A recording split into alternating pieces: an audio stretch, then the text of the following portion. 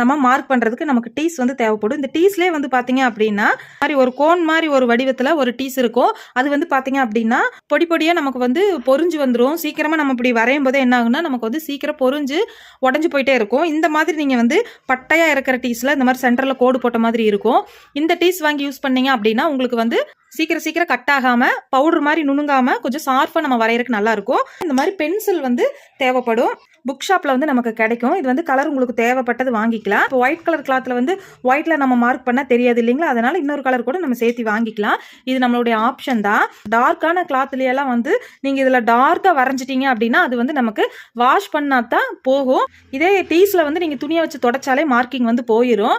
டீஸுக்கும் இந்த பென்சில்ல மார்க் பண்றதுக்கும் இதுதான் வித்தியாசம். அதனால வந்து இப்போ பேப்பர் கட்டிங் எல்லாம் பண்றீங்க அப்படிங்கும்போது உங்களுக்கு வந்து இந்த மாதிரி பென்சில் இருந்தது அப்படின்னா ஈஸியா இருக்கும். அடுத்த கட்டமா கிளாத்ல நம்ம மார்க் பண்றதுக்கு இந்த டீஸ் இருந்ததுன்னா மார்க் பண்றதுக்கு நமக்கு வந்து கரெக்டா இருக்கும்.